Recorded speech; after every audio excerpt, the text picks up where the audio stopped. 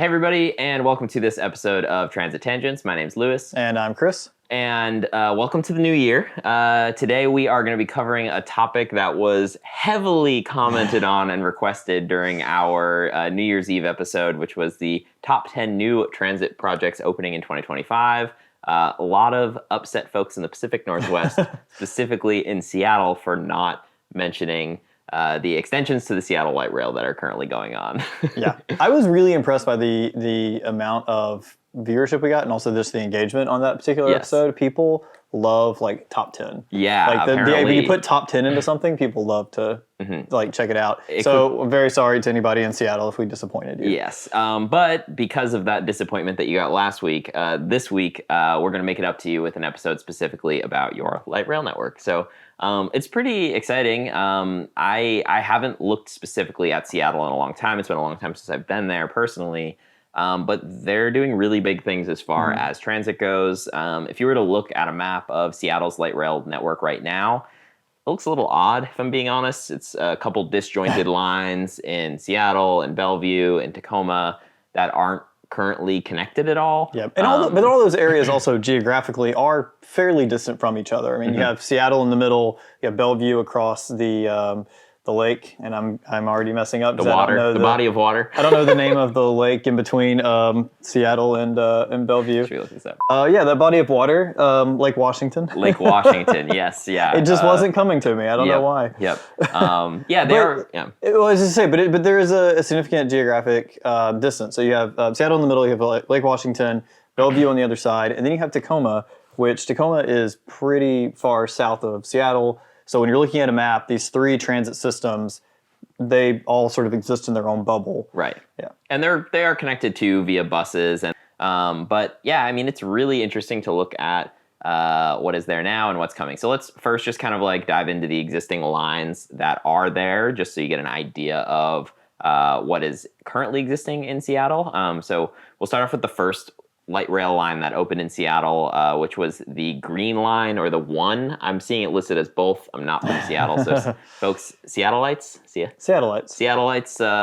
let us know if is it the Green Line, the One? I don't know. So to start off, we're gonna just overview what the existing light rail lines in the area are today. So we'll start off first with the Green Line, which presently runs from Linwood all the way up in the north through Seattle to Angle Lake in the south of Seattle. That line's been extended a couple times, which we'll talk about in a second here. The second line is the Blue Line, which kind of runs from the Redmond area to South Bellevue. That's on the other side of Lake Washington. Other side of Lake Washington. Yes. And then finally, we have a smaller light rail line, the Orange Line, that currently runs in Tacoma. Which is down the East Passage, which I knew that one. The East Passage, there you go. Yeah, in the Sound. Yes.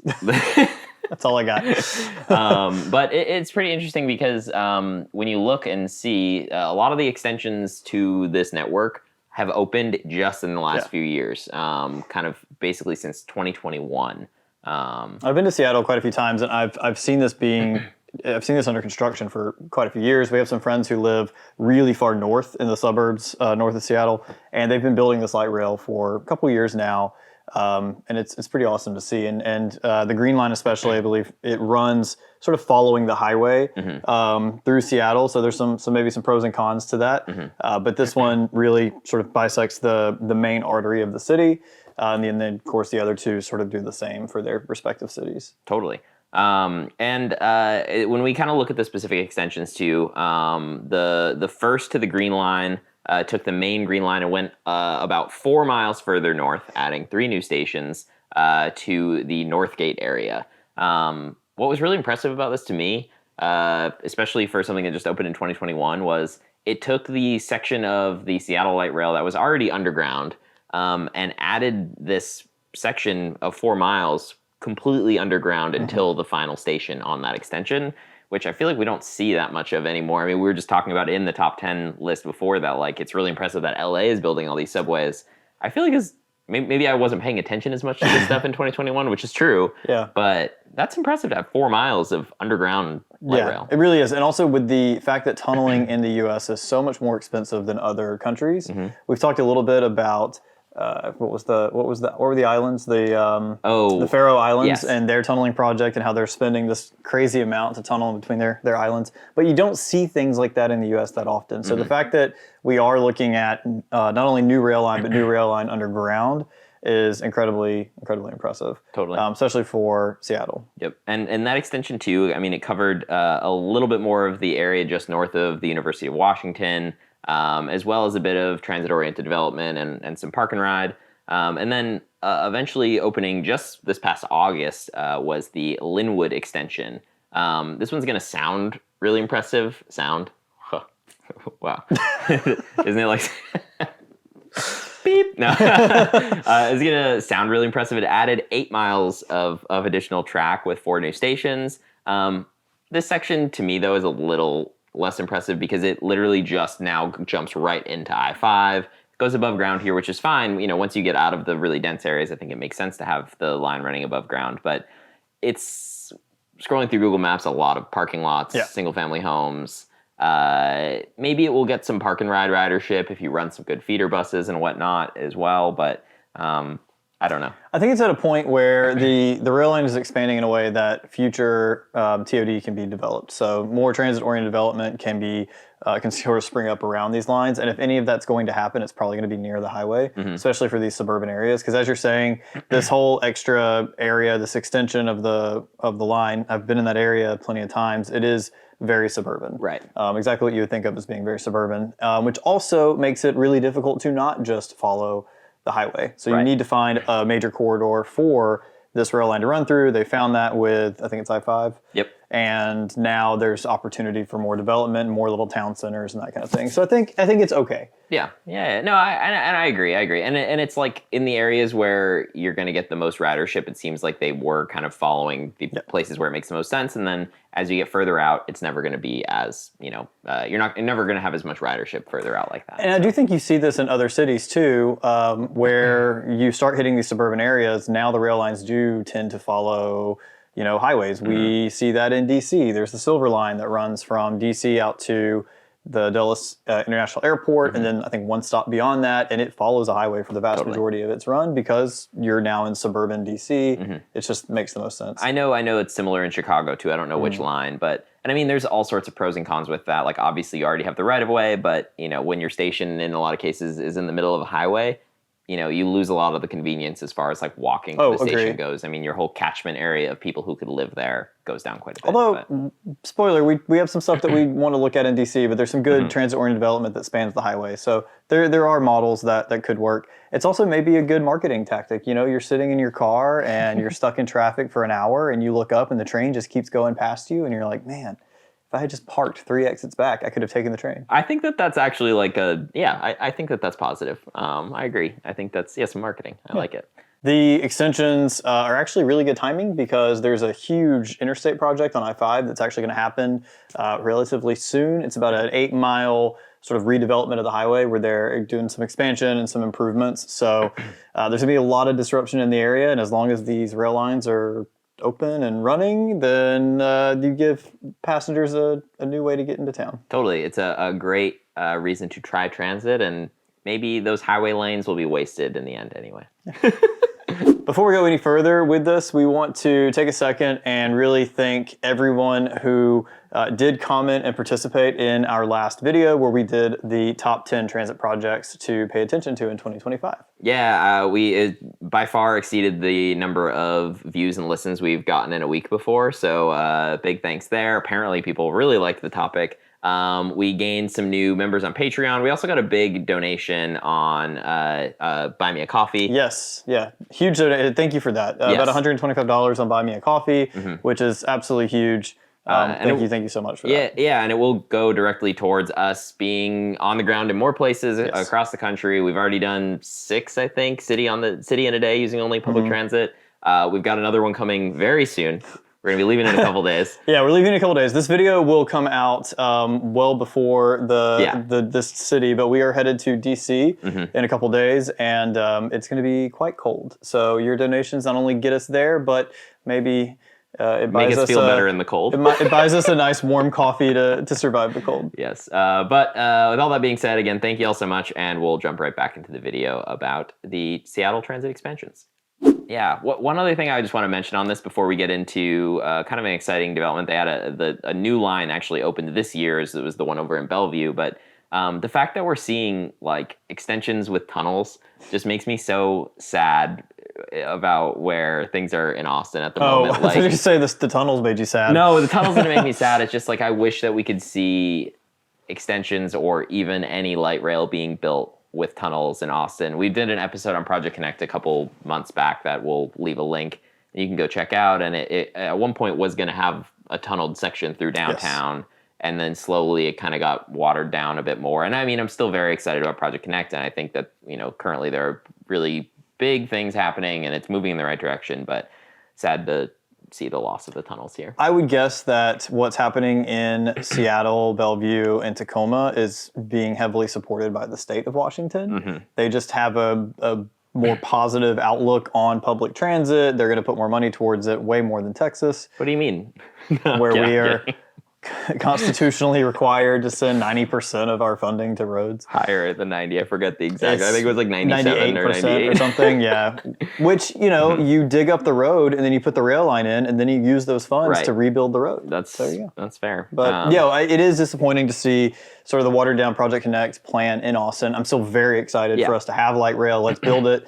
Maybe there's a future where you can put it below grade. Probably not. But let's just take get it what built. we can get when we can get it. Exactly. But it is super exciting to see this in the Seattle area, and so we'll definitely have to make a trip there at some point. Totally. To actually get a chance to ride these things. The one thing I'm not seeing connected, no monorail interconnect. Ooh, there might be. I didn't actually look. I haven't seen it. All right, we'll see. We'll see. So in addition to these extensions, we did have a whole new line open this year, which we previously mentioned here, but it's the line that opened kind of from the south end of Redmond to just south of Bellevue. So currently this is kind of a standalone line in Bellevue.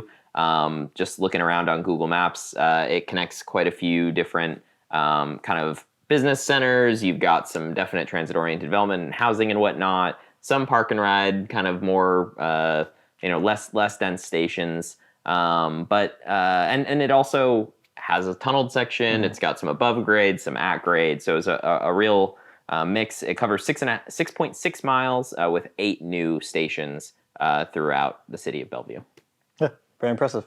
It is, and what's very impressive. Very impressive. I haven't spent any time in Bellevue, so I'm trying to really grasp what it would look like. And I haven't seen many images from this line in Bellevue, but I don't know what a commuter pattern looks like there. So, but it does sound very impressive. Yeah, and so what will be extra interesting, so I spent the afternoon kind of scrolling around Google Maps, and you can already see the connection that it will have over the lake. Lake Washington. I got it now. into Seattle, and that's going to be really exciting, and it's going to be happening really soon. One other thing to note about the line over in Bellevue: currently, some of the stops are served by kind of sprawly strip malls and things like that. But to quote myself, where you see service parking lots, I see potential. A lot of those strip malls, in the long run, it's just like a perfect blueprint to make some transit-oriented development in those areas without really causing much of a fuss. No one's going to be upset to see the back spaces at a Target disappear and be redeveloped into a nicer area with housing and I'm sure restaurants. Somebody can find a reason to be upset. Yes, it's a historic parking spot.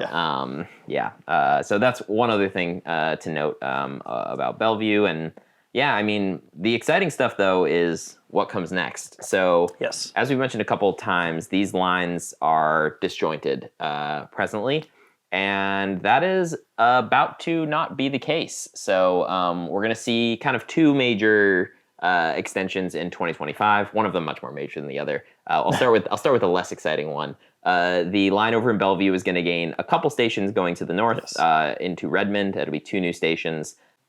The more exciting of the 2 extensions for the Blue Line, or Line 2, as some people in Seattle, some of the Seattleites would call it, is the fact that it's going to connect Bellevue to Seattle. And that's going to cross Lake Washington. It's going to hit Mercer Island along the way. And what's really cool about this is that it's going to be on a floating bridge, which Seattle has several of these really long floating bridges, some of the longest in the world.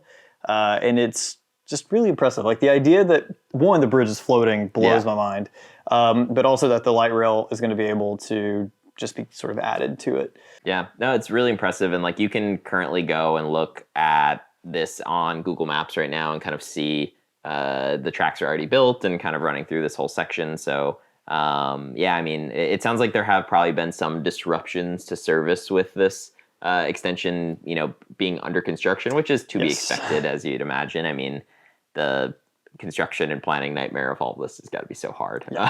But one of my local folks on the ground in Seattle, I was just texting with before this episode, and they were saying, I asked if some of the delays had been resolved, and he said absolutely not.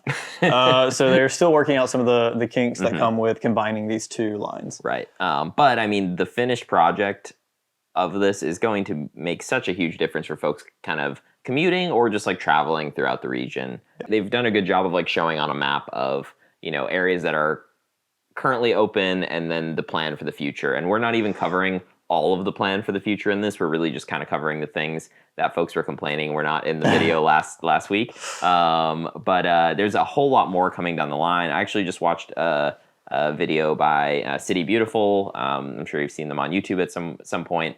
They talk about further extension to the Green Line and some of the transit-oriented development and potential for transit-oriented development that is coming there. I'd encourage you to check that out if you're interested in seeing more about that. Yeah, and that Green Line, I believe, is going to be the connection to Tacoma? No, just kidding. Yes, the Green Line does go to Tacoma. This video is more so about the northern end that goes towards Ballard. Gotcha. But the future, the future state of transit in Seattle means the Green Line is going to extend down to Tacoma. So similarly, you have the extension between Bellevue and Seattle. Now there will also have this connection from Seattle to Tacoma to Federal Way is the station. Yes. Where it will connect. Yes. Yeah. Exactly. But yeah, I mean, a lot of exciting stuff coming in Seattle in 2025 and 2026 and beyond. Love to see the vision, honestly. It's really fun playing, like I was saying, with the maps and seeing where it is now and where it will be and, you know, how stark the changes are.